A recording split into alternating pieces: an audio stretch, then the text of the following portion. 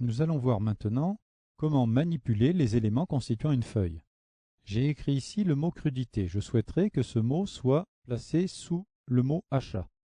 Pour ce faire, je sélectionne crudité, je me mets sur le bord de ma sélection et je glisse la cellule vers une cellule vide.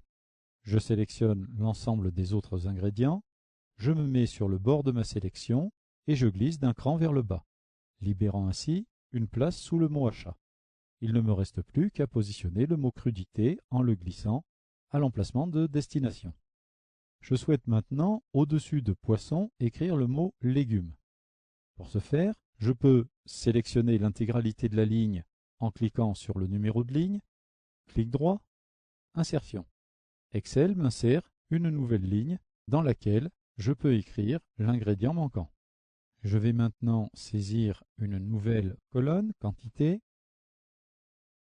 où j'inscris les différentes quantités que j'ai commercialisées.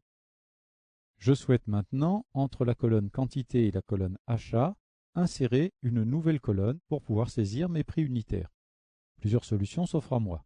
Soit je sélectionne ce que je viens de saisir et je le déplace, soit je clique sur l'entête de la colonne, ici la colonne B, ce qui a pour effet de sélectionner l'intégralité de la colonne.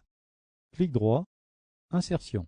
Excel m'insère à gauche de ma sélection une nouvelle colonne, dans laquelle je peux venir saisir mes différents prix.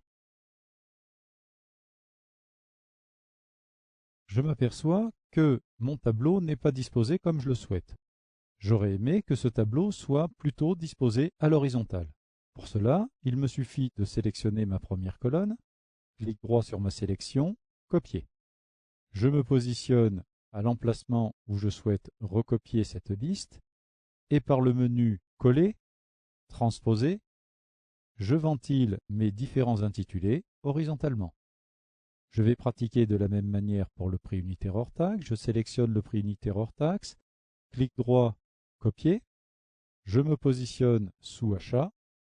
J'appelle le menu transposer et je transpose le prix.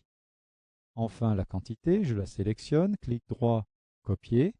Je me positionne sous le prix unitaire et par le menu transposer, je transvase mes différentes valeurs. Les colonnes devant ce nouveau tableau ne me servent plus, je les sélectionne par l'intermédiaire de leur numéro de colonne, ainsi que la colonne D. Clic droit sur cette sélection, supprimer.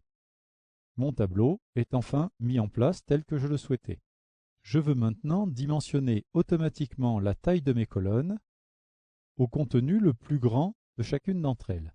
Pour ce faire, je sélectionne l'entête de mes colonnes, A, B, C, D. Je me positionne à l'intérieur de ma sélection sur l'un des traits verticaux séparant deux lettres de colonne et je double-clique. Instantanément, Excel agrandit ou diminue la taille de chacune des colonnes à l'élément le plus grand contenu dans chacune d'entre elles. Si je souhaite augmenter la hauteur de mes lignes, il me suffit de sélectionner mes différentes lignes par leur numéro, 1, 2, 3, de me positionner sur le trait séparateur entre deux lignes, par exemple ici entre 2 et 3, et de glisser verticalement vers le bas. Toutes les lignes sélectionnées prennent exactement la même hauteur.